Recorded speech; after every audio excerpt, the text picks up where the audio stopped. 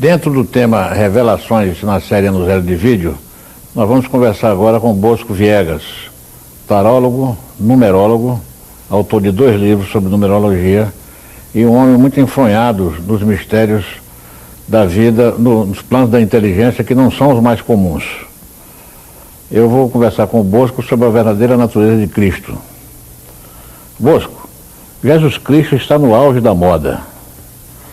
E no plano do trabalho dos pastores pentecostais, há uma coisa muito tocante, interessante, é que no discurso deles dá a impressão de que só Jesus Cristo sabe das coisas.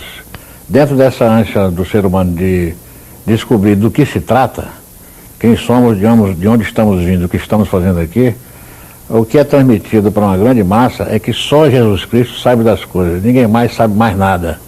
O que é que você acha disso? Eu acho que estão errados. Buda também sabia, Maomé também sabia, e nós sabemos, só que a gente esqueceu e tem que lembrar isso. O trabalho justamente do Yeshua HaNashiri bin Miriam Bar Yosef, que é como ele é conhecido dentro da Kabbalah e dentro do judaísmo, foi também fazer essa lembrança voltar. Tá? Ele é um iniciado, um avatar, um adepto, ele passou por um processo de estudos, ele não veio perfeito, como ninguém vem. Nós na Kabbalah nós acreditamos na reencarnação, ele passou por processos reencarnatórios e nessa última encarnação dele, que ele veio como Yeshua ou Jesus, ele então estava apto a trabalhar o seu Cristo interno. Mas todo mundo tem o seu Cristo interno, você tem, eu tenho. Na Índia, em vez de chamar Cristo, nós chamamos Buda, é a mesma coisa, que a palavra Buda e Cristo significam a mesma coisa, é o poder interno. Hoje em dia, inclusive, nós estamos usando uma linguagem até mais moderna, tirando um pouco o misticismo de cima, poder interno, eu superior, eu cósmico. Para que as pessoas, inclusive, que não acreditam em Deus, as pessoas que não são místicas, possam entender que esse poder existe. Então, eu acho que realmente, se eles dizem que o Cristo salva, ele está servindo ao Cristo interior nosso. Porque quando Jesus falou, ninguém vai ao Pai a não ser através de mim, ele estava se referindo que ninguém vai outra vez ao começo, ao princípio de tudo, se não passar primeiro pelo crivo interno do poder interno de cada um de nós. Ele falava a palavra Cristo porque Jesus falava grego. Se ele estivesse na ilha, usar o termo Buda, porque o próprio Siddhartha Gautama falava que nós tínhamos que trabalhar o nosso Nirvana, o nosso Budato interior. Então Cristo como Buda são palavras que se referem a um estado de consciência. Exatamente. Um nível de iluminação. Isso, digamos que o ascensionado, aquele que já atingiu o último plano, que no tarô é representado pela carta 21. O louco de Deus, como Francisco de Assis, que foi outro grande avatar, foi chamado. O Jesus Cristo, ele se referiu ao povo da época, porque ele pode ser chamado de um avatar também. Exato. Então o avatar, ele desenvolve uma linguagem, se comunica uma linguagem que é referenciada ao estado de consciência do povo no meio do qual ele se coloca. Exatamente. Né? O Jesus Cristo trabalhou nessa direção. Agora, você acha que a linguagem de Cristo, nesses 2 milênios que se passaram desde que ele esteve na face da Terra, você diria que ela foi deturpada, que ela foi bem compreendida? Onde é que ela conservou a sua fidelidade e a sua eficiência como linguagem? E onde é que ela se perdeu ou foi perdida? Ele, quando falou, ele falou uma linguagem universal, que o homem que atinge o plano que ele atingiu é um homem de todos os tempos. Tá? Acontece que, não se esqueça de que ele era oriental, o Jesus homem. Então ele tinha que passar uma linguagem dentro do processo oriental. O oriental ele gosta de contar histórias, daí as parábolas. Então, essa parábola, com o correr do tempo, ou ela foi mal interpretada porque não se sabia como os orientais passam a coisa, ou ela foi deturpada de propósito. Eu acredito que aí trabalharam as duas coisas. Em algum ponto, realmente a coisa foi mal entendida, porque depois a doutrina de Jesus caiu na mão de ocidentais. Eles perderam contato totalmente com a orientalidade da coisa, entende? Tanto que você vê que a igreja grega, que foi muito mais oriental, ficou muito mais ligada ao processo oriental, ela traz coisas muito mais autênticas que a igreja latina, que ficou mais ocidental. Agora, a linguagem é universal. Houve uma deturpação, isso todos nós sabemos que houve, tá? Até a própria igreja depois tentou consertar algumas deturpações, né? Nós sabemos muito bem que muito santo aí andou caçado, e está caçado até hoje, mas agora a coisa é um pouco tarde, porque já houve um segmento. Aqueles que realmente conhecem dentro de uma outra visão, aqueles que se conscientizam e passam a ver dentro de uma outra visão, sabe que existe a deturpação, então passa a não dar bola para a deturpação e pegar a coisa autêntica, a coisa verdadeira.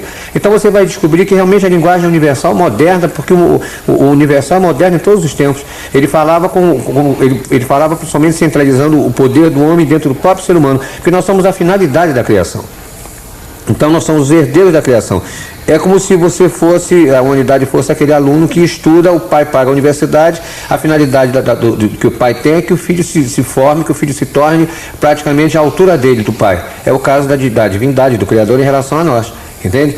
Infelizmente, quando as religiões apareceram, elas colocaram, digamos que é como se o rapaz estivesse do lado dele, uma babá. A babá fica tomando conta. Nós não precisamos de babá. Tá? Nós temos uma ligação direta com a divindade, porque a divindade está dentro de nós. Aliás, a frase do Cristo foi muito clara, do Jesus, que Jesus recebia o Cristo, né? Recebia a iniciação dentro dele. Ele disse que no futuro não haverá praticamente uma religião, mas se adorará a Deus em verdade. A verdade é a própria coisa em si. E depois ele se referia também muito a uma coisa que é muito tocante, isso de pouca gente entendeu, que quando os saduceus que não acreditavam na vida eterna, era uma seita judaica muito materialista, era o viver hoje porque amanhã acabou, se viraram para ele e perguntaram assim: afinal de contas, onde está esse reino? É aqui? Porque se fosse aqui, você pode se eleger como Messias, rei. Ele falou: não, o reino de Deus está dentro de vós. A frase é muito clara. Depois tiraram esse reino de Deus e colocaram alhures, botaram com anjinhos dourados, aquelas coisas todas, que nós sabemos que é muito bonito na fase barroca, mas não é a verdade. E hoje em dia a humanidade quer a coisa em si, quer a coisa verdadeira, quer a coisa certa. E realmente esse poder divino está em todos os homens, está inclusive até no esquimó que nunca vai ouvir falar em Jesus, que vive lá naquelas brenhas geladas, mas ele pode ser um homem perfeito se ele entender que dentro dele existe uma força e ele pode reconhecer essa divindade através dessa força. Ou pode até ser um ateu, contanto que ele saiba trabalhar esse poder interno dele. Você disse uma palavra, usou uma expressão que me faz cogitar se não há, no que você está dizendo, um certo saudosismo. Vou te explicar. Quando você disse que a linguagem de Cristo caiu na mão de ocidentais. Ou será que ele veio justamente para isso? Porque ele trabalhou na periferia do Império Romano, e a gente sabe que o Império Romano é que historicamente fez a ligação do Oriente com o Ocidente, né? E há quem diga que a máxima ex oriente lux está sendo substituída dentro do programa evolucional por ex occidente lux. O que você pensa disso? Eu penso que os ocidentais que receberam naquela época deviam ter dado uma interpretação um pouco mais séria à coisa, mas infelizmente a mensagem de Jesus caiu no momento em que houve a queda do Império Romano. Nós sabemos da história toda. Estava havendo uma transmutação muito grande religiosa, porque os romanos não acreditavam mais nas divindades pagãs. As divindades haviam caído na comicidade, haviam caído no desprezo. Então, de repente, veio um homem totalmente oriental, que é Jesus, falando uma linguagem oriental. Tudo bem, como eu falei no fundo, a linguagem é universal. Se ele tivesse se dado ao trabalho de trabalhar o que havia por trás daquela universalidade ou daquela orientalidade para descobrir a universalidade, mas não, houve uma acomodação. Porque nós sabemos que logo depois fundou-se uma religião com o nome de cristianismo, coisa que Jesus nunca pregou. Jesus foi um judeu evoluído. Ele não era nem tão judeu, ele não era tão chegado, não era tão ortodoxo como se pensa. Ele era um judeu evoluído, ele era da seita nazorita, uma seita dentro da seita essênia, né? Uma subseita essênia. Então, o que aconteceu é que eles colocaram um processo de quase que político a figura de Jesus. Logo depois aquilo virou religião, e Constantino, que nem cristão era, você sabe que Constantino se converteu antes de morrer. A mãe é que era cristã, a mãe que seguia a doutrina que estava nascendo. Quando tornou o cristianismo uma religião oficial, aquilo foi como se ele dissesse assim: isso aqui agora é um partido religioso.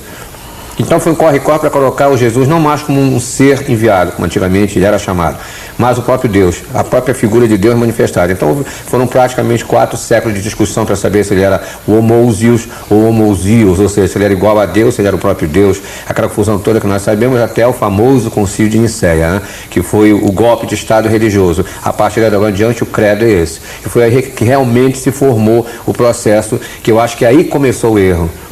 Aí o ocidental devia ter aceito a mensagem e pegou a universalidade, mas não, ele se pegou a coisa política. Então ele esqueceu a universalidade da frase, ele se pegou a coisa repetida.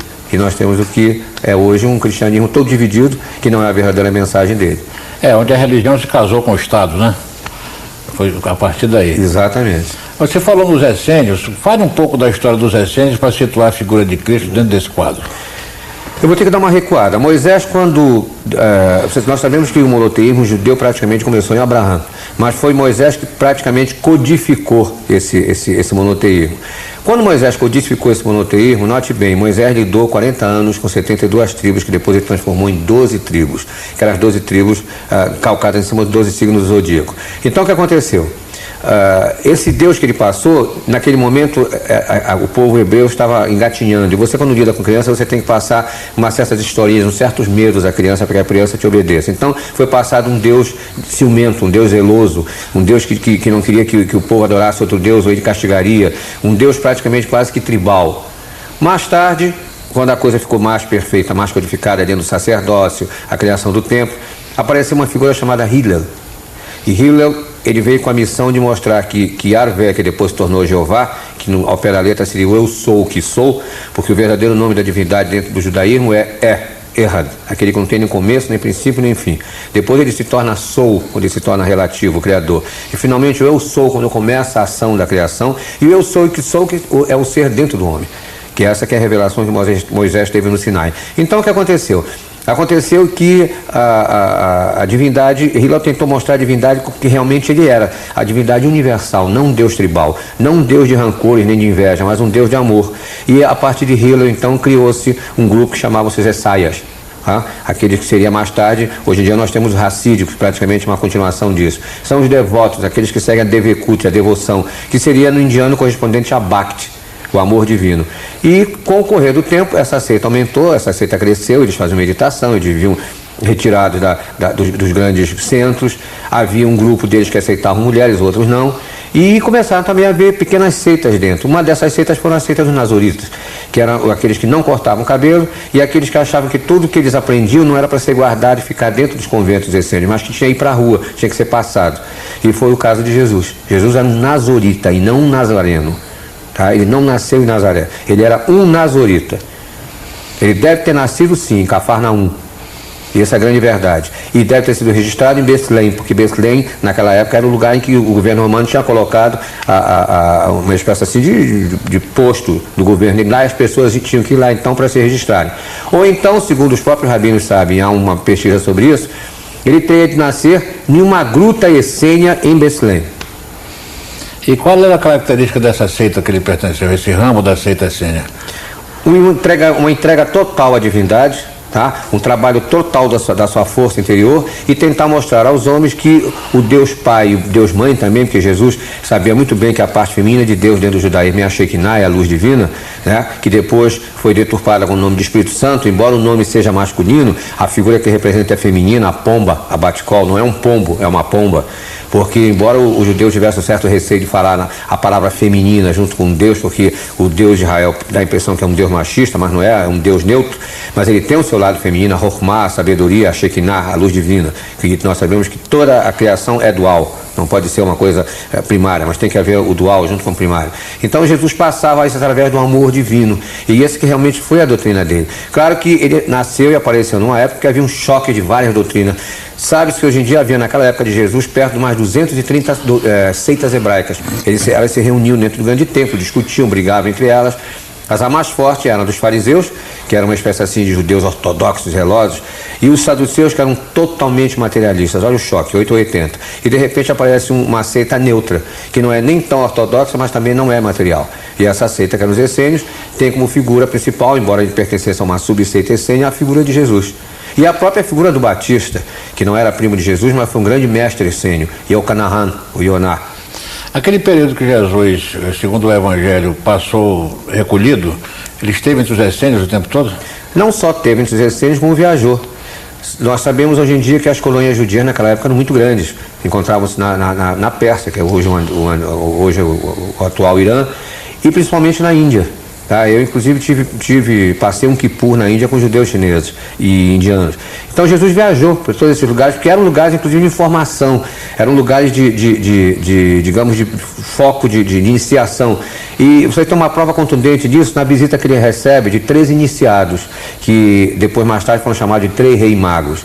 Não são 3 reis magos, na verdade são 4, porque estavam ligados aos 4 elementos. Só que o terceiro iniciado estava dentro da gruta essênia. O terceiro iniciado que deu a parte terra para ele, porque ali os 3 iniciados representavam os 4 elementos. Um doou o ouro, o outro doou o incenso, o outro doou a mirra, ou seja, fogo, ar, água. E quem doou a terra? O próprio pai dele, José, que era também um iniciado. A própria palavra diz o carpinteiro, mas não o carpinteiro que serrava madeira, porque nunca ninguém representou José com um serrote na mão, mas sim com um cajado, com um lírio enrolado. Por quê? Que José era o grande essênio, o grande iniciado, o grande maçom do templo, aquele que tinha a ordem da flor de lis. Essa é a verdadeira história. E foi quem doou o corpo a Jesus. Ou seja, foi o pai verdadeiro. Fez o corpo, a coisa material, quem doou a terra. Então esses 4 iniciados, primeiro foram os encarregados da própria iniciação de Jesus. O primeiro foi o próprio pai.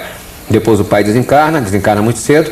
Nós sabemos que Jesus desaparece, ele vai ao encontro dessas escolas iniciáticas, da qual ele recebeu a visita.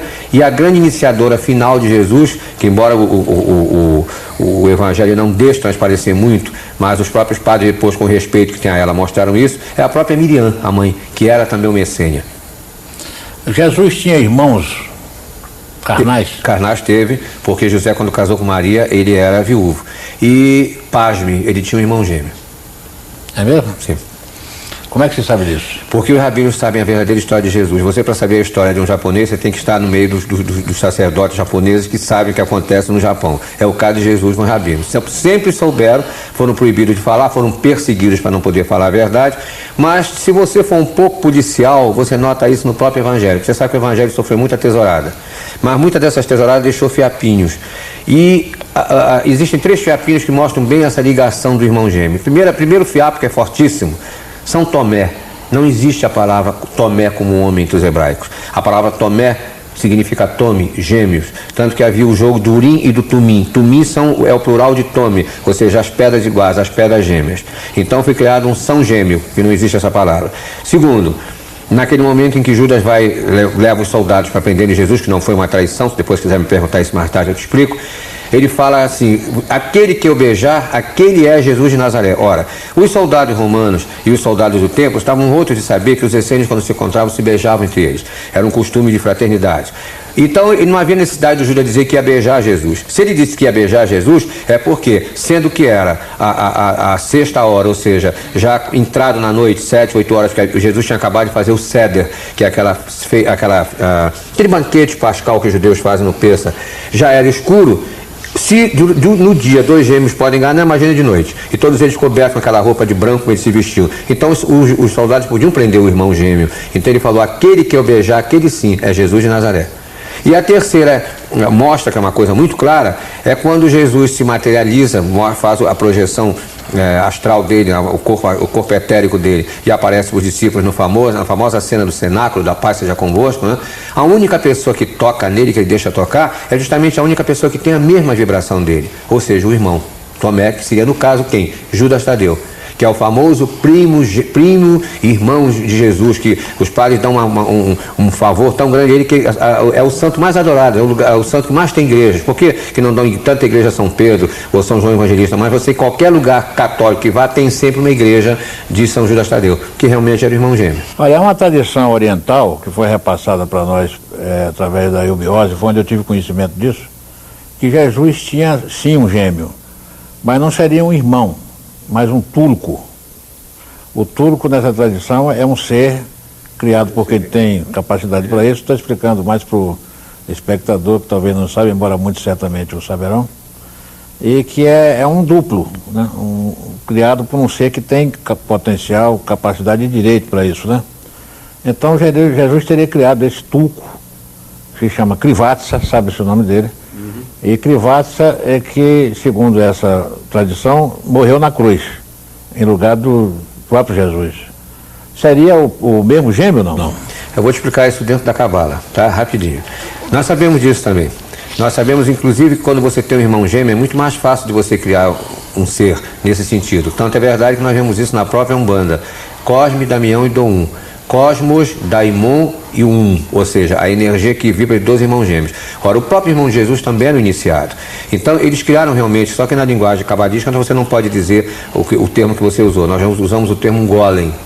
Jesus realmente tinha um golem que acompanhava ele e que acompanhava o irmão também. Formava o triângulo divino, formava o triângulo sagrado. Como ele também tinha a esposa espiritual dele, Madalena.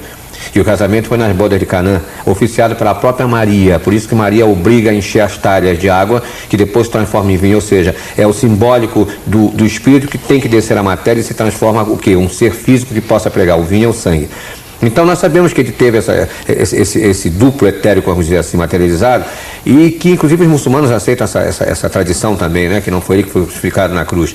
Mas acontece que durante um certo tempo ele teve que passar por todo aquele processo, que aquilo foi uma iniciação do sangue, dentro do processo cabalístico, que Jesus foi um cabalístico.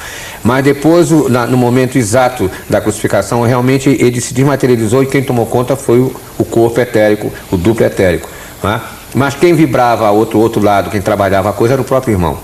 Então a igreja diz que Tomé duvidava. É gozado porque a própria dúvida mostra que você só duvida quando você pesquisa e ajuda. Então o irmão não duvidava no sentido de dúvida, ele ajudava. Tanto é verdade que ele quer saber se naquele momento quem era, se era o Jesus, materializado com o corpo Zoharim, ou era o Golem. Por isso que ele toca em Jesus e Jesus deixa ele tocar, que os dois trabalhavam com a mesma energia. Então depois do episódio da paixão, o Jesus Cristo, o verdadeiro, percorreu o mundo, que ele aparece em várias tradições. Aparece na tradição tupi, por exemplo, com o nome de Sumé, que geralmente se identifica com São Tomé. Então, pelo que você está dizendo, foi o próprio Cristo que esteve por aqui. Acredito que tenha sido porque depois que Jesus passou pelo processo iniciático, você sabe que depois que você atinge seu corpo Zoharim, você já é um ascensionado. Você aparece onde você quer, você já está dentro da consciência cósmica. Eu não sei se realmente Sumé teria sido Jesus. Eu acredito até que Sumé tenha sido até, de repente, um mestre Atlanta que tenha aparecido na América do Sul. Mas nós sabemos, dentro da tradição judaica, que ele foi para a Índia. E levou com ele o irmão gêmeo e a esposa. Não é? E que, como dentro da tradição hebraica acontece, quando o irmão morre ou vai embora, o irmão tem que ficar com a esposa. Então, Tomé, ou seja, Jesus Tadeu, ficou com Maria Madalena, acompanhando um casamento espiritual, não havia sexo. Os hindus sabem disso, eles falam abertamente disso, que Assas Yusuf, ou seja, o irmão de Jesus, andou pela Índia durante vários anos pregando, ele era muito semelhante a Jesus, daí a confusão, porque o próprio Jesus, depois que atingiu o corpo Zoharim dele, que seria uma outra história, seria talvez até um outro vídeo sobre a iniciação cabalística de Jesus, ele o que faz? Ele passa para um plano maior, porque ele estava ligado ao Maitreya, né, que era justamente o grande iniciador dele. E Tomé fica na Índia com Madalena, que depois desencarna na Índia, tanto que existe um túmulo no Paquistão que os muçulmanos chamam de Tumba de Mari, que seria o túmulo da Magdala, que nunca foi uma prostituta, mas foi uma iniciada, foi uma essênia e, acima de tudo, foi uma alquimista. Ela trabalhava com perfumes, ela também seria uma homeopata, ela trabalhava com remédios medicinais da erva, da flora, porque ela possuía o quê? Ela possuía um jardim, um Beit An, Betânia, onde ela trabalhava junto com o irmão Eleazar, Lázaro, que era também um grande iniciado, e que nós temos aquele fenômeno que você conhece, da morte de Lázaro, que não houve uma morte, é um fenômeno simplesmente de Maha Samadhi. Lázaro entrou numa Maha Samadhi, quem deveria tirá-lo da Maha Samadhi? Era o próprio Jesus. Por isso que Jesus falou, vamos porque ele está dormindo, ele não está morto. Mas vamos depressa, porque ele sabia que se ele demorasse mais um pouco, poderia haver realmente um desenlace. Falando de Índia, Bosco, como é que você explicaria a circunstância de que, após a Idade de Ouro do espiritualismo indiano, o país entrasse nessa crise crônica material, nesse desequilíbrio grave, que ele não está conseguindo superar, desequilíbrio social, econômico, material, né? Que acabou tendo e tem ainda repercussões pesadas, onerosas sobre a parte espiritual. Por que é que esse povo que tinha uma liderança tão trabalhada no sentido da iniciação, do aprofundamento do contato com o eu interior, com esse centro de força, por que é que esse povo entrou nesse descaminho? Olha, essa pergunta também, quando eu fui para a Índia, eu fui com ela. E nós ouvimos essa resposta da boca de uma pessoa, de um ser, de um avatar que existe atualmente na Índia, fantástico, chama-se Satya Sai Baba, que inclusive materializou um retrato de Jesus dentro de uma máquina sem filme para mostrar o verdadeiro rosto que Jesus possuía. E ele diz o seguinte, que a gente não deve esquecer, você entende essas coisas, você é uma pessoa balizada no assunto, que a maioria dos atlantas da última fase atlanta reencarnaram na Índia. E hoje em dia o que acontece na Índia justamente é uma queima de karma total dessa população, porque eles vão reencarnar. E por coincidência que não existe, eles vão todos reencarnar aqui na América do Sul, principalmente no Brasil. É aí então que nós vamos ter a nossa era de ouro também, que a Blavatsky inclusive falou que a sexta raça sairia daqui. Blavatsky fez uma tentativa objetiva de trazer esses valores para o Ocidente, porque a Sociedade Teosófica foi fundada em Nova York. Exatamente. Em 1875. Só que ela teve que refluir para a Índia, né? Porque houve toda uma terrível reação e o trabalho dos teósofos continua. Agora, qual seria o relacionamento, como é que você descreveria o relacionamento das origens de Cristo, da fonte de onde saiu a figura de Cristo, com a Atlântida? Os avatares sempre existiram, né? Inclusive nós temos na Atlântida o famoso avatar Numu, que segundo dizem foi uma das encarnações de Jesus também, né? Até porque Jesus, para poder ser o Cristo, ele já tinha passado por reencarnações fantásticas, tá? Senão ele não atingiria esse plano. Ele até se desintegraria quando ele recebesse a vibração do Cristo divino, ou seja, daquele que está colocado no plano iniciático da Kabbalah e da At, que é o grande conhecedor, o grande iniciador. Então, a última reencarnação de Jesus, antes de ele ter sido Jesus que nós conhecemos, ele foi Josué, e sofreu a última iniciação nas mãos de Moisés, para depois então ele vir, inclusive com o mesmo nome, que Yeshua é Josué, e latim Jesus. O guerreiro Josué. Exatamente. Então Cristo sempre existiu com vários nomes. Ele nada mais é do que o Mitra, ele nada mais é do que o Messias dos judeus, ele nada mais é do que o Buda, como eu falei para você, ele nada mais é do que o Logos dos gnósticos. É a mesma coisa. E ele está dentro de nós temos esse embrião dentro de nós. O homem ainda não despertou isso. E essa nova era justamente em que todos dizem que não virão mais avatares, porque agora o próprio homem tem que se avatarizar, ou seja, tem que despertar o seu poder interno e se tornar um com Deus. Mas existe um relacionamento dessa fenomenologia, digamos assim, da avatarização com a experiência atlântica? Houve. Eu acho não só houve, como houve até quando a Lemúria também. Isso vem desde que a Terra é Terra, desde que a humanidade se tornou humanidade na Terra, né? Essa tentativa de trazer o homem de volta, como o próprio Jesus falou, à casa do Pai.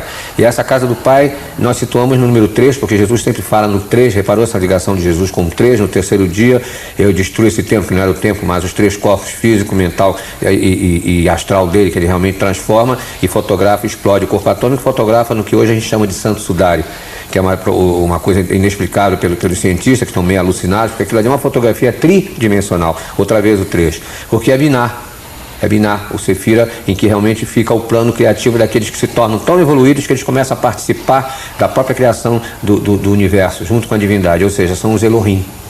E como você vê a ideia, insistindo um pouco nesse tema, de que o Avatar é um ser que tem a memória genética de toda a experiência da humanidade, passando pela Lemúria, pela Atlântida. Por isso que ele, por assim dizer, nasce sabendo, né?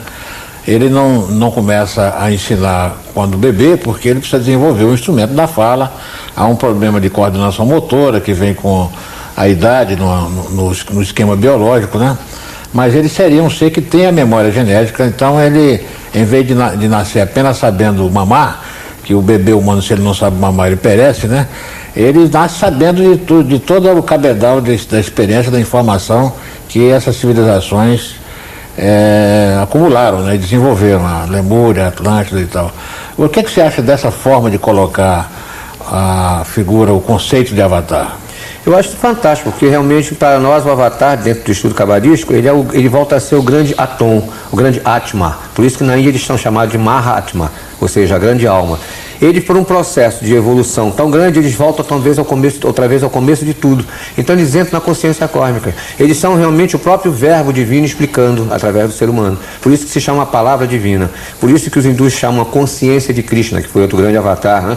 Que hoje em dia nós sabemos que Krishna é Maitreya, que foi justamente quem baixava em Jesus. É aquilo que no budismo é chamado, quando você se torna o grande Buda Amida, ou seja, aquele que praticamente é o intérprete direto da divindade. Se eu entendi bem, você estava dizendo que cabalisticamente não se deve mais esperar a vinda de avatares? Exato, porque agora chegou a maioridade da humanidade, agora a humanidade que vai ser o seu próprio avatar. Por isso que você sente essa movimentação grande que está havendo em torno do esoterismo, de um modo certo ou não interessa, mas está havendo esse despertar novo que tem, desse novo ciclo, novo eon, porque o homem está sentindo necessidade de deixar fluir esse processo Atma dentro de nós. Sobre essa questão do avatar, que se fala muito no avatar da era de Aquários, etc., Maitreya, que Maitreya viria, né? O professor José de Souza, Henrique José de Souza, tem uma colocação muito interessante. Ele disse que no ano 1000 a humanidade esperou um avatar. Seria um ser, um homem, né? Uma figura humana com esses poderes todos e esse dom da palavra. Que é o espírito de verdade encarnado nele, né? Mas ele disse que o avatar não veio no ano 1000, veio cerca de 300 anos depois, na forma do renascimento. Não veio como um indivíduo, veio como um grupo, um movimento social, cultural, e que fez o trabalho que um avatar individual, digamos assim, faria, né? A expectativa parece com isto para o momento. Exatamente, porque o Avatar ele não é praticamente também só um ser em si, ele é um movimento da própria humanidade. Por exemplo, nós temos inclusive o lado do Avatar positivo e o lado do Avatar negativo, que nós sabemos que, por exemplo, a Revolução Francesa foi um movimento do Avatar negativo, mas que é necessário, é a famosa limpeza, tá? A gente compara isso no tarô com a carta 16 e comparamos com a carta 19. Porque o 19 é o avatar da iluminação e o 16 é o avatar da destruição, é Kali dentro da Vedanta, mas que há necessidade. Então, o próximo avatar agora, que é o Maitreya, como ele é realmente o Cristo cósmico, ele virá num grande movimento mundial. Tá? O árabe, o muçulmano espera o grande Mahdi, o cristão espera a volta do Cristo, a parousia, né?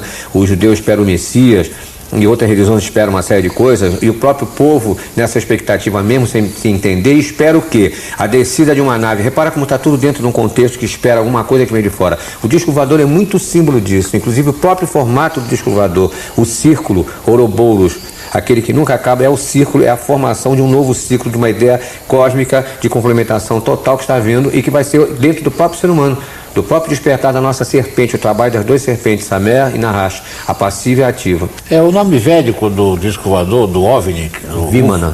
Vimana, né? É, exatamente. É uma especulação etimológica que é interessante, que significaria duas mentes, justamente. Exatamente. Via o bi e manas mente. Não, e você vê que a própria descrição do disco voador, um círculo gira para cá, o outro gira para cá, é Miguel e Lúcifer.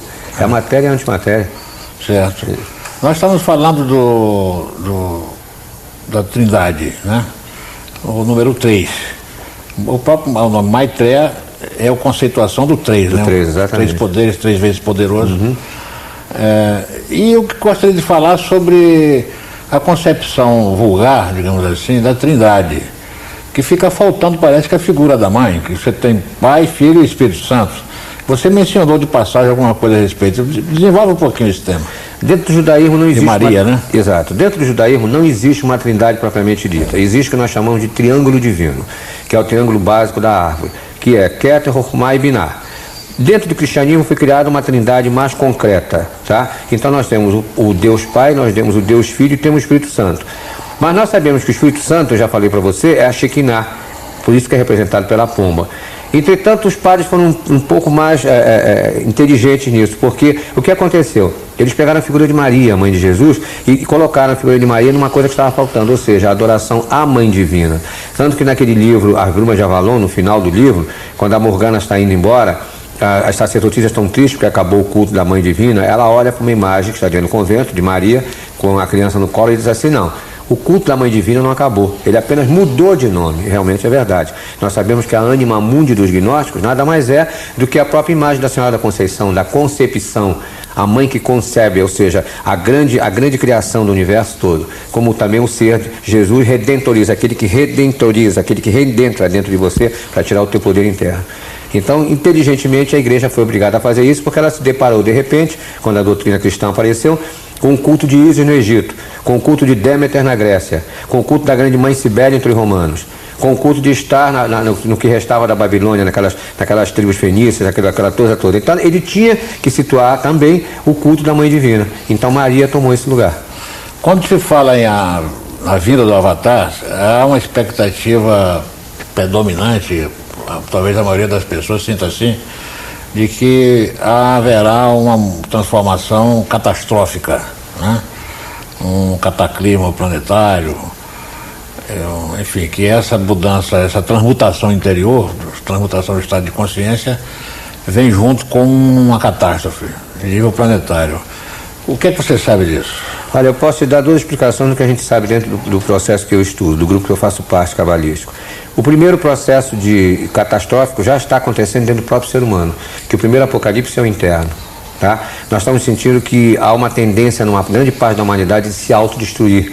O excesso de drogas, as guerras, a começar até pela Primeira Guerra Mundial, que foi a Primeira Guerra Mundial, e foi no nosso século, porque nós estamos num século que está ligado ao número 10 e ao número 9. O número 10 é Malkuth, é a base de tudo, é a própria Terra, é o planeta em si. E o número 9 é a consciência divina no sentido de personalidade humana, é o ego, e o homem tem que se desfazer desse ego, e para desfazer desse ego ele tem que se autodestruir. É a pseudo-morte, sem ser a morte, mas que às vezes leva à morte física mesmo. Porque nós temos visto, inclusive, estamos sabendo hoje em dia, o número de aumento de suicídios ou pseudo-suicídio, porque você não se suicida só pulando uma janela, uma overdose é um suicídio.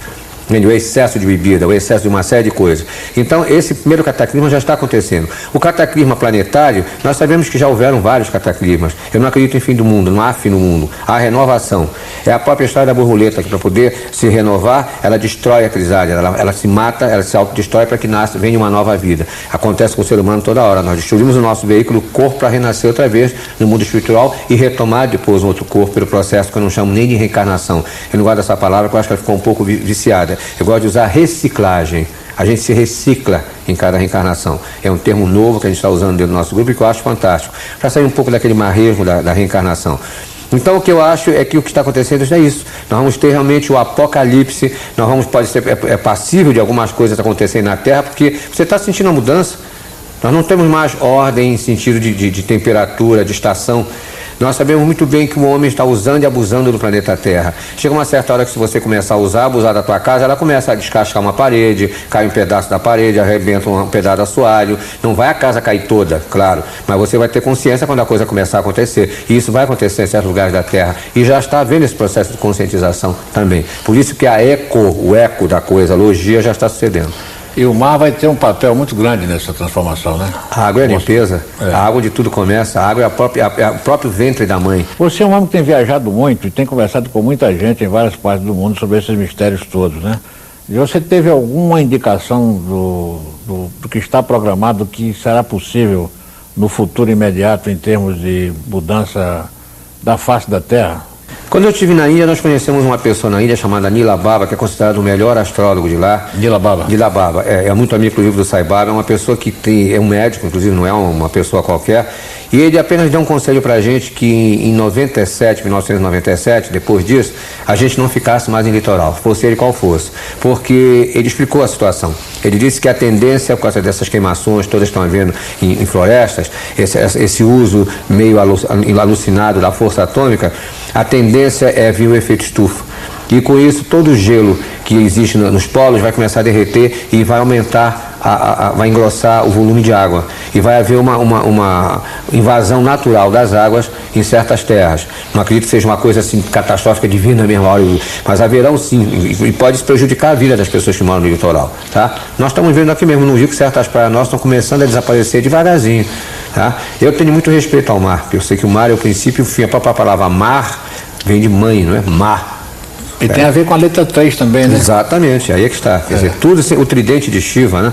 O tridente de Shiva é quem toma conta da Terra, porque o tridente, quando você abaixa os braços, ele se torna a cruz, o quadrado. Quer dizer, eu falei letra 3, no sentido de que é o número e a letra, e né? A letra, exatamente. É o M também inicial. Exatamente, que é o próprio M da mãe também, né? Que é o 3, porque a mãe trabalha através do processo ventral que está dividido em 3 partes. É o útero, é o ovário e é o próprio membro vaginal onde começa o processo da concepção. É o tridente da mãe, é o tridente que vai para baixo, que era simbolizado pelo hippie. Isso. Eu quero ressaltar só para quem está nos ouvindo, ouvindo e vendo, né? Que o Nila Baba, como disse muito bem o Bosco, colocou como tendência, quer dizer, não é uma fatalidade, certo? Exato. É uma tendência, porque nós já estamos falando aqui várias coisas que podem desagradar alguns grupos, e não queremos agradar também aos corretores de imóveis, por exemplo. Bom, de repente eles podem começar a vender terreno lá para cima, ninguém sai perdendo. Pode até tirar partido dessa situação de repente, né? Então tá bom. Agora, essa transmutação, ela já está ocorrendo, então, em nós. A gente sente isso. A gente sente não só na humanidade, não só... Porque eu sou o tipo da pessoa que... Eu não sou aquele esotérico que me esconde, não. Eu vivo no meio da multidão, eu vivo no meio do povo. Eu acabo de fazer meus estudos esotéricos, eu vou sentar no meu barzinho, tomar minha cervejinha e conversar com o povo. Salomão fazia isso, inclusive. Harun al-Rashid fazia isso. Eu fiz uma pesquisa em cima de Jesus, já que nós estamos falando dele. Eu peguei Jesus muito mais em banquetes do que praticamente dentro do templo. Inclusive, ele frequentava a casa de pessoas que não eram muito bem vistas naquela época, seriam praticamente os bicheiros de hoje, que eram os publicanos. E ele frequentava por quê? Porque o avatar não vem para se fechar dentro da sua vaidade e dizer eu sou um avatar, venham a mim. Não, ele tem que ir, ele tem que justamente levar a verdade, ele tem que ir ao povo. Então acho que nós temos também que estar em contato com o povo, porque a própria palavra do povo é a sabedoria de Deus. Então você sente a coisa, porque o melhor livro, quando perguntaram para Shimon Bar Yochai qual o melhor livro que você poderia entender de Deus e do universo e da humanidade, ele falou: olhe em torno, vive a vida em torno de você. E você começa a sentir justamente através dos papos, das conversas, que está havendo uma grande mudança. Uma parte se autodestruindo, a outra parte cheia de perguntas, de questão. Então eu acredito que de uns 30 anos para cá realmente houve uma grande virada. Tá? Por isso que justamente o símbolo era o tridente para baixo. E essa virada está sendo feita pela Mãe Divina, porque ela sempre que vira, ela sempre quem dá a mutação. É a mulher quem vira tudo. O homem está sempre por trás, mas é a mulher que prepara as coisas. Haja visto que até as épocas que você situa através do quê? Do traje feminino, da moda feminina, porque é ela que mantém a mutação. Nós tivemos a mutação da mini saia, que praticamente muita gente não se toca do lado esotérico, tudo tem seu lado esotérico, tem seu lado oculto. A mulher praticamente quase que deixou à mostra o quê? Os órgãos genitais. É uma liberalidade, é o processo da vinda da Mãe Divina, é o processo do chamamento da dualidade divina para um novo ciclo que vem, que é um ciclo inclusive muito forte, porque é o ano 2000, está ligado à Mãe Divina, está ligado à sabedoria divina. É muito bonito isso que você está dizendo, e bonito em vários sentidos, né? E me lembra a questão da dança do ventre, essa ascensão do interesse pela dança do ventre. Voltou de novo. Voltou. Que é justamente o simbólico da Mãe Divina. E isso está muito bem exposto dos vídeos da nossa série por Yasmin, um vídeo exatamente sobre dança do ventre, o aspecto esotérico da dança do ventre. E a valorização também até de regiões do mundo que são femininas, como a própria Antártida. Isso, né? Exatamente, a Antártida. E você repara que está no próprio Brasil. O que é mais importante no Brasil hoje em dia? Uma região feminina, a Amazônia. Exatamente. Mas, Bosco, vamos falar um pouco ainda de certos aspectos da Bíblia que são controversos, né? Você já deu a sua palavra, a sua visão da questão da família de Cristo, né? Vamos falar um pouco da figura de Satanás, que no livro de Jó há uma referência expressa, claríssima, só eu não entendo que não quer, pelo menos na minha maneira de sentir, de colocando Satanás como filho de Deus. Fale um pouco sobre isso. Porque Satanás é filho de Deus, sim, porque o Satanás nada mais é do que nós mesmos, é o nosso lado negativo que existe dentro de nós. Você sabe que o pentáculo é o símbolo do homem, penta, né? Se você vira o pentáculo de cabeça para baixo, ele simboliza o quê? Um homem de barbicha com 2 chifres. É o diabo criado pela igreja. A igreja criou um símbolo em cima de um outro símbolo, porque o homem tem dentro de si, no momento exato em que ele corpora, que ele corporifica, que ele passa a ter sangue, e que ele se torna filho de Lilith, que é a alma, nada mais é do que a alma que necessita de sêmen, de sangue e de suor para poder viver, para poder se corporificar, ele passa a ser o filho da matéria. É simbólico, uma antítese da divindade, é o rosto negro, como nós chamamos. Então, realmente, ele passa a ter o processo do bem e do mal, que o animal não tem, mas nós temos. E ele passa a usar, não mais um instinto normal, mas ele passa a usar uma coisa chamada intelecto. Aí é criado este diabo que a igreja nos mostra, que eu vou te explicar o simbólico dele para você sentir. Os 2 chifres endurecidos. Nós sabemos que nós temos aqui 2 chakras temporais de luz que Moisés usava. Mas quando o homem se corporifica e vai ao excesso da corporificação, isso aqui endurece, se tornam chifres duros. Ele perde a sabedoria divina e passa a usar apenas a sabedoria humana, a Haná, que é a Santana, a avó de Jesus, né? A sabedoria do homem, do ser. E num sentido errado. A cor vermelha e preta, o homem precisa de reencarnar, de reciclar, de voltar muito à matéria, que está muito agarrado à matéria. O preto é a matéria, o vermelho é o sangue. O rabo, a cauda, nós sabemos muito bem que nós temos dentro de nós sim uma cauda de luz imensa que nós temos que equilibrar do telúrico ao córnico, que é a nossa kundalini. Porém, quando o homem está muito preso ao processo dos excessos, inclusive até a própria deturpação do sexo, essa energia cai, é o símbolo do rabo que toca. E o tridente, que nós temos dentro de nós o poder trino, não é? Nós temos dentro de nós o corpo mental, o corpo causal e o corpo físico. O homem passa a deixar de trabalhar isso no sentido positivo e passa a usar no sentido negativo, catucar, fazer mal ao seu semelhante. Daí o símbolo do catuca no inferno que os demoninhos fazem com as pessoas. O homem começa a fazer mal ao seu semelhante. Esse é o verdadeiro símbolo de Satanás, que é o inverso de Lúcifer, porque Lúcifer não é Satanás. Lúcifer é o portador da luz. Lúcifer é Beliel. É o símbolo da própria humanidade, porque a história conta que quando Deus está criando, ele cria de frente de 2 grandes arcanjos, Miguel de um lado e Luzbel do outro. Então Luzbel, aliás, eu troquei, não é Belial, Luzbel. Então o que acontece? Ele só se dirige a Luzbel, ele só fala com Luzbel, porque Luzbel é bonito, Luzbel é inteligente, até a lenda diz que Miguel fica um pouco enciumado com isso. E Luzbel se enche e resolve criar igual a Deus, e nós sabemos da história, da famosa revolta, né? Foram projetados, os anjos caídos. Agora vamos tirar isso dentro de uma explicação mais clara.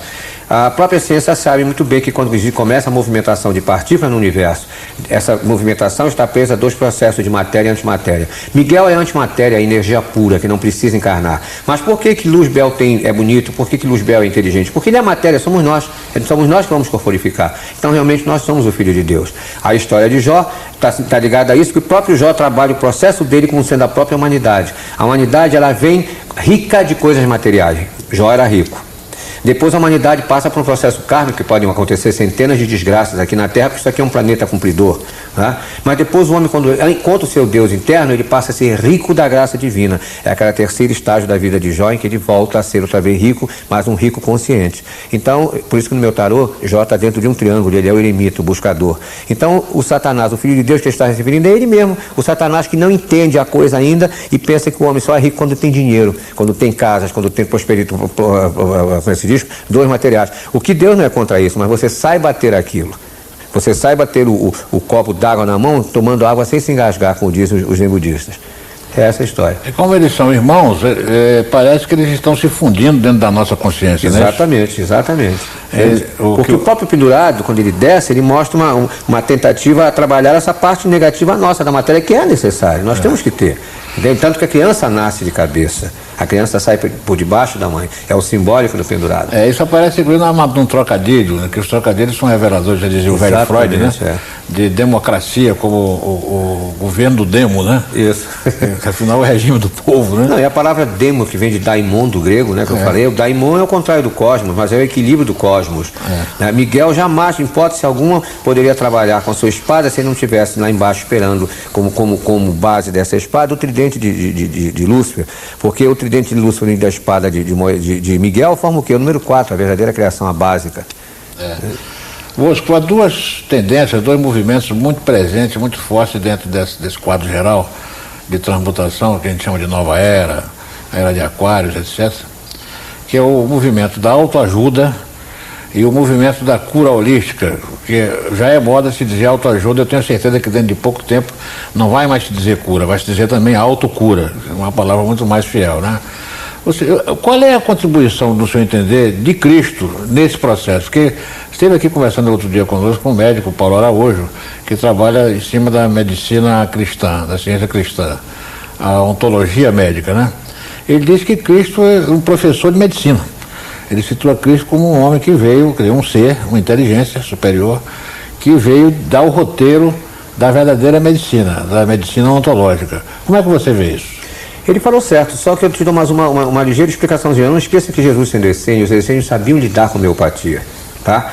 E não esqueça também que não só lidavam com a homeopatia, como eles eram também conhecidos na Alexandria com o nome de Seraptas, ou os terapeutas, que é uma corruptela da palavra Serapion, os adoradores de Serapis, o deus Serapis do Egito, que nada mais era do que uma grande casa de iniciação de medicina não só material, como medicina espiritual. Ora, Jesus esteve no Egito, nós sabemos disso. Aquela pseudo-ida para o Egito, da matança dos inocentes que não houve, que até hoje se pesquisou e não se encontrou matança nenhuma, é apenas uma explicação da ida de Jesus para o Egito, onde ele começou o processo iniciático em Alexandria, que era o maior grupo, onde se vivia o maior grupo de iniciados cabalísticos e essênios. Jesus veio com uma força muito grande no trabalho, não só de medicina, conhecedor da coisa, porque nós sabemos que no judaísmo cada letra sagrada está ligada a um órgão do corpo, mas também no lado espiritual, que ele sabia desse poder da autocura.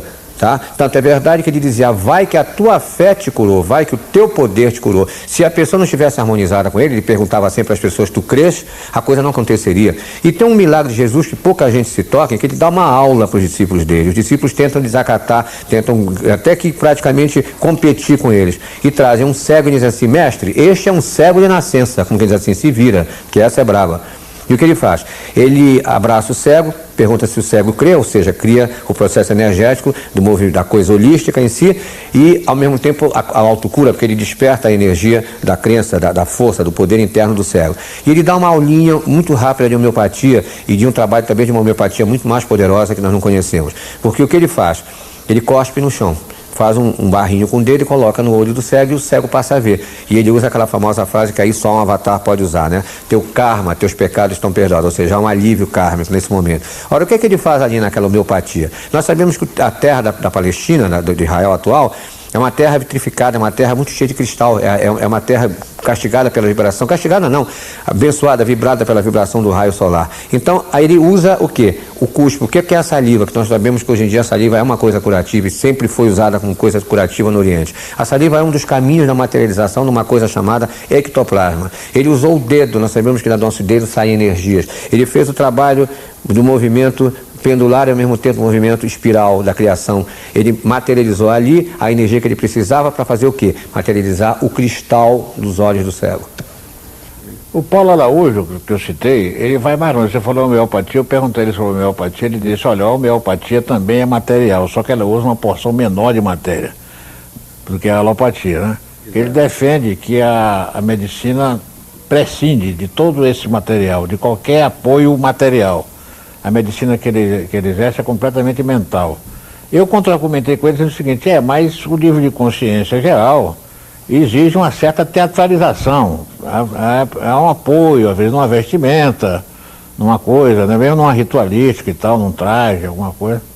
Ele admitiu isso, mas ele acha que é preciso superar isso. Não, no novo ciclo que está vindo, não vai. O próprio Krishnamurti fala uma coisa fantástica. Ele diz que na nova era, nem mais o nome de Deus será usado, que Deus não vai ser mais adorado, vai ser vivenciado. Mas note bem, eu citei esse milagre de Jesus, porque nos outros milagres você vê que ele só coloca a mão. Mas ali foi uma espécie de lição, talvez até para dar uma lição aos discípulos que tinham quase que desacatado ele. Mestre, esse aqui é um cego de nascença. Ora, o cego de nascença mostra o quê? Que não era só a doença em si, era uma doença kármica, vinda de outra reciclagem, de outra reencarnação. Daí o trabalho executado por Jesus quase que como uma liçãozinha, uma parafernália que foi necessária. Mas o próprio médico, sem querer, usa uma parafernália. Por que todos os médicos se vestem em branco e agora estão se vestindo todos de verde? Porque a cromoterapia funciona na cura também. Sem querer, terem guiados até pela própria mente cósmica, o ser humano trabalha uma série de coisas. Por que hoje em dia nós usamos muito mais sapato de pele, de borracha do que de couro? Que nós sabemos por uma consciência cósmica que de repente obrigou a vir à moda esse sapato de couro, por essa vibração negativa que a Terra está passando, é uma defesa que nós temos. Olha, no Evangelho de Marcos, segundo Marcos, há um trecho onde Jesus dá de comer aos discípulos, não me lembro bem nem se é depois da multiplicação dos pães. É no momento da materialização dos pães. Dos pães, é. E alguns fariseus vêm reclamar, dizem, olha, os teus discípulos não lavam as mãos antes de comer. Pela lei mosaica tem que lavar as mãos. Há uma série de preceitos que são de higiene, colocados como regras religiosas, né? E os fariseus reclamaram. Então Jesus disse, olha, no corpo do homem não entra nada de mal de fora, né? O que vem de mal para o corpo do homem vem do coração dele, né? Se ele está com o coração limpo. Então essa questão evoca um ponto delicado, quer dizer, porque nós trabalhamos, pessoas como nós, de diferentes maneiras, trabalhamos em cima de um ramo de conhecimento, uma linha de conhecimento, de experimentação, que nega uma série enorme dos valores da ciência material, da cultura material e tal. Então, quando você assim, não lava as mãos, não precisa, se o teu coração está limpo, porque isso, em última análise, que ele está dizendo ali nas palavras do apóstolo, né? Parece uma coisa obscurantista, como se nós estivéssemos negando toda uma conquista científica em diferentes direções. O Paulo Araújo me deu uma resposta interessante. Ele disse o seguinte, olha, isso aí deve ser uma dessas más traduções que dificulta o entendimento da coisa em si. Como dizia o Henrique José de Souza, você tem que entender a palavra que vivifica e não a letra que mata, né? Então ele disse que aí está uma letra que mata. Como é que você vê essa questão desse equilíbrio, dessas grandes linhas do esforço da humanidade, de se conhecer o ser humano e de conhecer a natureza, se entrosar com ela, trabalhar com ela? Que sempre houve má interpretação e interpretação de proposital de coisas que interessavam, houve. E no Evangelho, então, foi uma vítima disso. Mas eu vejo de modo muito forte isso, até você tocou na coisa holística, aí está Jesus sem querer não, ele falou dentro da coisa holística, e ninguém se tocou. Porque realmente os prefeitos higiênicos que Moisés passou, quando ele ficou os 40 anos no deserto, eram necessários. O próprio Jesus, como uma pessoa evoluída que era, sabia que aquilo não era religioso, era higiênico. E que depois isso seria retirado de dentro da religião e colocado no sentido medicina. Só que a medicina naquela época não havia atingido isso. Quando ele se refere ao que, como ele mesmo diz, o que mata não é o que entra na boca, mas o que sai, Ele está se referindo ao lado holístico, que é o lado da autocura, porque os discípulos dele já eram iniciados, ele estava preparando os discípulos. Ora, se os discípulos eram iniciados, estavam preparados, a energia que saía da mão deles não havia necessidade de passar debaixo da água, porque a própria energia já limpava as impurezas de qualquer coisa que se aproximasse dele. E quando o homem está livre de qualquer impureza através da sua energia, não há necessidade de perigo, não há necessidade de ter medo. Eu tenho pessoas, amigas minhas, que estão trabalhando diretamente com a idética sem ter o menor medo de contato, porque eles pensam em tudo menos em doença. Quando você se prepara para uma doença, você já está doente. Então é o caso que Jesus quis falar nessa hora, nesse exato momento. Os fariseus, que eram ortodoxos, como eu falei, seguiam ao pé da letra a coisa, porque ainda estavam presos à letra morta. Entende? E Jesus já estava liberto da letra morta. É chato porque depois a própria igreja cristã voltou à letra morta de novo. Tá? Então acho que está na hora da gente se libertar desses cadáveres todos e passar a letra viva, que está dentro de nós. Então a gente pode imaginar que esses dois movimentos eles podem caminhar simultaneamente, convergindo, né? Tranquilamente. A tendência, inclusive, da ciência é voltar outra vez ao regaço da mãe, que é a espiritualidade, do qual ela se separou por questão de vaidade humana. Né? Quando se chega na física do buraco negro, física e metafísica não tem mais distinção. Não tem mais, exatamente. Aquilo ali nada mais é que a passagem do relativo para voltar a ser absoluto de novo. Por isso que ninguém entende, que ninguém pode entender o absoluto. E a própria palavra negra simboliza a própria luz, é a luz incompreensível.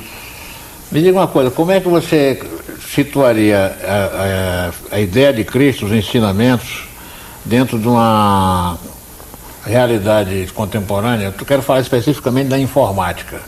Você tem algum tipo de estudo sobre o relacionamento da informática com essa teia de conhecimentos e informações que penetram os sentimentos e que trabalham no sentido da transmutação? Como é que você vê isso? Eu vejo isso como uma coisa positiva, embora, como sempre, a gente sabe que tem um lado dual, tem um lado negativo. Porque eu acho que cada macaco no seu galho, nós estamos agora numa época de um galho de tecnologia, então nós temos que dançar conforme a música. Lembra que Jesus viveu numa época que a tecnologia era totalmente diferente. Inclusive, ele já trabalhava com uma tecnologia que acredito até que seja a tecnologia do futuro, tá? A despeito de toda essa tecnologia que nós temos hoje. Ele não escreveu, ele falou, o importante é o verbo. No futuro o homem vai falar, e tão bem falado, que não vai haver necessidade nem que as coisas sejam gravadas, porque vai ser gravada dentro da própria máquina humana. Porque no terceiro milênio vai trabalhar a própria tecnologia humana perfeita, que não trabalhou antes, nem está trabalhando ainda agora. Mas por enquanto nós precisamos de máquina, como naquela época eles precisavam de papirinhos, de coisas para escrever. Mas sempre até a própria máquina pode passar uma mentira do homem. Quando nós estivermos trabalhando na nossa máquina autêntica, que é o nosso corpo já trabalhado, não vai poder passar mentira, porque aí está a própria verdade dentro de nós. E é então que ele diz a frase, a verdade é que realmente vai salvar. Sem mais necessidade de explicações, sem mais necessidade de mentiras ou de excesso de rituais, o que eu vejo assim como uma capa, como uma tampa para cobrir uma comida que foi de ontem. Você diria então que essa transmutação ela é em todos os níveis, no nível orgânico, total, no nível material, total. Apareceria um sexto sentido materialmente? Esse sexto sentido já existe na mulher, né? A mulher é uma coisa muito apurada do sexto sentido. Ora, nós sabemos que de um tempo para cá, as coisas vêm às vezes dentro de uma certa brincadeira, ou de um certo... A divindade aproveita até as próprias facetas da época para poder jogar as coisas dela. Então, de um certo tempo para cá, começou-se a falar muito no lado feminino do homem, coisa que deixou muito machão nervoso, né? Mas isso é mentira, porque o próprio homem machão está tentando transformar o lado feminino dele para a masculinidade dele. Entende? Então, sempre houve esse lado feminino do homem, que o que está sendo mostrado agora é que o homem também tem o seu sexto sentido, só que ele abafa. Tá? A mulher tem que mostrar o sexto sentido porque ela já vem dentro do processo mãe, que o homem não é. O homem é um processo pai. Então ela precisa desse sexto sentido para trabalhar melhor os chakras dela, porque justamente o sexto sentido está ligado ao sexto dia da criação em que apareceu o homem, ao sexto ciclo que apareceu o homem. E a mulher precisa do sexto sentido, porque no sexto sentido dela é que começa a se formar o filho. O sétimo é o próprio nascimento e a ligação dela com o filho. Então a tendência realmente é uma grande mutação, que Blavatsky inclusive viu isso, você sabe disso, o professor Henrique também, e até perda de alguns órgãos nossos que não terão mais necessidade. E eu tenho uma prova disso contundente. Hoje em dia ninguém mais morre de apendicite, mas há 50 anos atrás muita gente morria de apendicite. Era moda. Era moda, inclusive. Né? Então a tendência realmente é uma grande mudança. Tá? Eu espero até que nessa mudança os dentes desapareçam, que é um trabalho desgraçado. Eu estou trabalhando com isso agora. Você sabe disso. Exatamente. O perigo que é. Porque o homem não vai deixar de comer carne totalmente, então ele não vai ter mais necessidade de dente. Agora, nós estamos falando de dois movimentos, o mergulho na matéria e a subida do espírito, né? Que eles são movimentos simultâneos, né? Exatamente. E eles não competem um com o outro, eles se completam.